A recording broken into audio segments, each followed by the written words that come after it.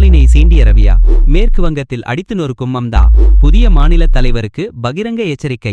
மேற்கு வங்க ஆளுநராக ரவி நியமிக்கப்பட்டது தமிழ்நாட்டில் அவரது செயல்பாடு குறித்த தீவிரமான அரசியல் விவாதங்களை மீண்டும் கிளப்பியுள்ளது. தமிழகத்தில் ஸ்டாலின் அரசுடன் ரவிக்கு இருந்த முரண்பாடுகள் தேசிய அளவில் கவனிக்கப்பட்ட நிலையில் தற்போது மம்தா பானர்ஜி போன்ற வலிமையான தலைவருடன் அவர் எப்படி பயணிக்கப் போகிறார் என்ற எதிர்பார்ப்பு அதிகரித்துள்ளது. தமிழ்நாட்டிலிருந்து மேற்கு வங்கத்திற்கு மாற்றப்பட்டுள்ள ரவி அங்கு பொறுப்பேற்கும் முன்னரே முதல்வர் மம்தா பானர்ஜி கடுமையாக எச்சரித்துள்ளது வரவிருக்கும் அரசியல் மோதலின் தொடக்க புள்ளியாக கருதப்படுகிறது. மேற்கு வங்கத்தில் சட்டமன்ற தேர்தல் நெருங்கிக் கொண்டிருக்கும் தருணத்தில் இந்த ஆளுநர் நியமனம் கூட்டரசின் நேரடி தலையீடாகவே மம்தா தரப்பால் பார்க்கப்படுகிறது. தமிழ்நாட்டில் திரு ரவி பல்வேறு மசோதாக்களுக்கு ஒப்புதல் அளிக்காமல் கிடப்பில் போட்டது மாநில சட்டமன்றத்தின் அதிகாரத்தை பலவீனப்படுத்துவதாகவும் கூட்டாட்சி தத்துவத்திற்கு எதிரானது என்றும் கடுமையான விமர்சனங்களை சந்தித்தது. மாநில அரசு நிறைவேற்றிய மசோதாக்களை காலம் தாழ்த்துவது, சட்டரீதியான முட்டுக்கட்டைகளை உருவாக்குவது போன்ற அவரது அணுகுமுறை மாநில தலைவர் அலுவலகத்தின் நடுநிலைத்தன்மை குறித்த தேசிய அளவிலான விவாதத்தை தூண்டியது. இது மாநிலங்களுக்கு இடையேயான உறவுகளிலும் சட்டமியற்றும் நடைமுறைகளிலும் ஒரு முன்மாதிரியற்ற சவாலை உருவாக்கியது.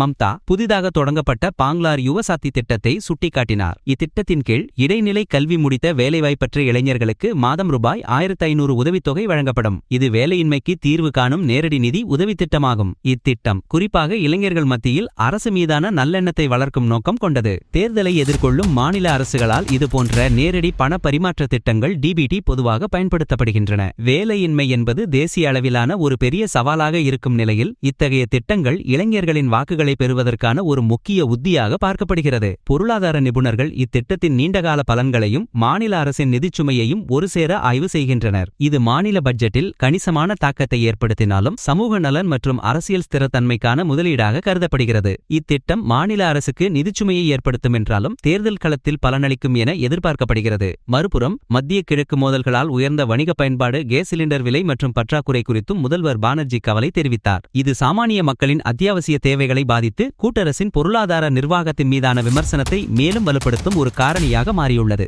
உலகளாவிய எண்ணெய் சந்தையில் ஏற்படும் மாற்றங்கள் இந்திய பொருளாதாரத்தில் நேரடியாக பிரதிபலிக்கும் நிலையில் கேஸ் சிலிண்டர் விலை உயர்வு போன்ற அத்தியாவசிய பொருட்களின் விலை ஏற்றம் கூட்டரசின் மீது பொதுமக்களிடையே அதிருப்தியை ஏற்படுத்தும். இம்மாநிலத்தில் விலைவாசி உயர்வு குறித்த பானர்ஜியின் விமர்சனங்கள் மாநில அரசின் நலத்திட்டங்களை நியாயப்படுத்துவதோடு கூட்டரசின் பொருளாதார கொள்கைகளை எதிர்க்கும் ஒரு அரசியல் உத்தியாகவும் செயல்படுகிறது. இந்த நிதி நெருக்கடிகள் கூட்டரசுக்கு எதிரான மாநில கட்சிகளின் பிரசாரத்திற்கு வலு சேர்க்கும். முதல்வர் பானர்ஜியின் உத்தி வெளிப்படையானது. ரவியை பாஜகவின் தொண்டர் என கூறி மாநில தலைவரின் மாளிகையை கூட்டரசு கட்சி அலுவலகமாக மாற்ற முயற்சிப்பதாக அவர் குற்றம் சாட்டினார். இது இம்மாநிலத்தின் பிராந்திய இறையாண்மையை பாதுகாக்கத்தான் தயாராக இருப்பதை வெளிப்படுத்தும் ஒரு தெளிவான சமிக்ஞையாகும். கடந்த மாநில தலைவர்களான CV ஆனந்த போஸ், ஜெகதீப் தன்கர் ஆகியோர் ராஜினாமா செய்ய கட்டாயப்படுத்தப்பட்டதை குறிப்பிட்ட அவர் கூட்டரசு இந்த மாநில தலைவர்களை முழு பதவி காலம் அனுபவிக்க அனுமதிப்பதில்லை என்றும் இது கூட்டாட்சி தத்துவத்தின் மீதான அத்துமீறல் என்றும் வாதிட்டார். இந்தியாவில் மாநில தலைவர்கள் பெரும்பாலும் கூட்டரசின் முகவர்களாகவே செயல்படுகிறார்கள் என்ற குற்றச்சாட்டு நீண்ட காலமாகவே எழுப்பப்பட்டு வருகிறது. குறிப்பாக எதிர்க்கட்சிகள் ஆட்சி செய்யும் மாநிலங்களில் இந்த உயர் பதவிகளில் உள்ளவர்களுக்கும் மாநில அரசுகளுக்கும் இடையே ஏற்படும் மோதல்கள் இந்திய கூட்டாட்சி அமைப்புக்கு ஒரு சவாலாகவே பார்க்கப்படுகின்றன.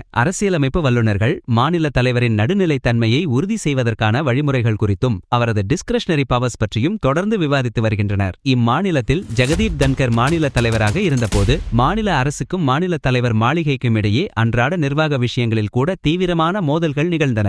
இது அரசு நிர்வாகத்தில் முடக்கத்தை ஏற்படுத்தியதாக விமர்சிக்கப்பட்டது. பிஜேபி இக்குற்றச்சாட்டுகளை மறுத்து மாநில தலைவர்கள் அரசியலமைப்பு சட்டப்படி செயல்படுவதாகவும் மாநில அரசின் நிர்வாகச் சீர்கேடுகளை கண்டறிவது அவர்களின் கடமை என்றும் வாதிடலாம். தமிழ்நாட்டில் திரு ரவிக்கு எதிராக உச்சநீதிமன்றம் கருத்து தெரிவித்ததையும் அவர் தனது வாதத்திற்கு வலு சேர்க்க பயன்படுத்தினார். இது எதிர்காலத்தில் திரு ரவி மற்றும் மம்தா அரசு இடையேயான எந்தவொரு மோதலிலும் உச்சநீதிமன்றத்தின் முந்தைய கருத்துக்கள் ஒரு முக்கிய பங்கு வகிக்கும் என்பதை உணர்த்துகிறது. உச்சநீதிமன்றம் தமிழ்நாட்டில் மாநில தலைவர் மசோதாக்களை கிடப்பில் போட்டது தொடர்பாக கருத்து தெரிவித்தபோது மாநில தலைவர்கள் அரசியலமைப்பு சட்டத்தின்படி செயல்பட வேண்டும் என்பதையும் காலவரையின்றி மசோதாக்களை நிறுத்தி வைப்பது அரசியலமைப்புக்கு எதிரானது என்பதையும் தெளிவுபடுத்தியது. இந்த தீர்ப்பு மாநில தலைவர்கள் தங்கள் அதிகாரத்தை பயன்படுத்தும் விதத்திற்கு ஒரு முக்கிய வழிகாட்டியாக அமைகிறது. மேலும் மாநில அரசுகளுக்கு நீதித்துறையின் மூலம் நிவாரணம் பெற ஒரு தளத்தையும் வழங்குகிறது. இந்த சட்டப்பூர்வமான பின்னணி இம்மாநிலத்தில் எதிர்கால மோதல்களில் ஒரு தீர்க்கமான பங்கை வகிக்கக்கூடும். இம்மாநிலத்தில் பொதுமக்களின் உணர்வுகள் கூட்டரசுக்கு எதிராக சுழல வாய்ப்புள்ளது. கேஸ் சிலிண்டர் விலை உயர்வு போன்ற நிதிச்சுமை, மாநில அரசின் நலத்திட்ட அறிவிப்புகள், பாங்லார் யுவசாத்தி ஆகியவை தேர்தலை நிர்ணயிக்கும் காரணிகளாக அமையும். பானர்ஜியின் இந்த தீவிர நிலைப்பாடு கூட்டரசுக்கு எதிரான தனது எதிர்ப்பை காட்டுவதன் மூலம் ஆதரவு தளத்தை பலப்படுத்தும் வாய்ப்பாக பார்க்கப்படுகிறது.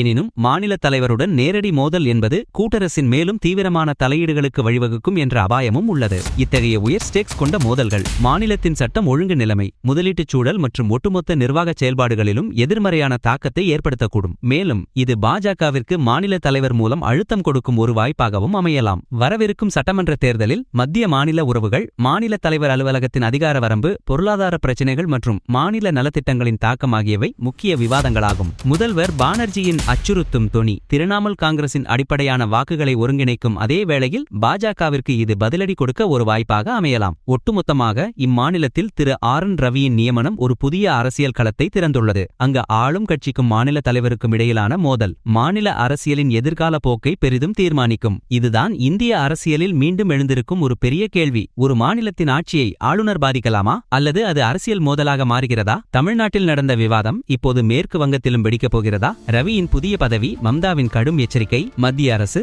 மாநில அரசு மோதல், இந்த அரசியல் போராட்டம் இன்னும் எங்கே போகிறது என்று நீங்கள் என்ன நினைக்கிறீர்கள்? உங்கள் கருத்தை கமெண்டில் சொல்லுங்கள்.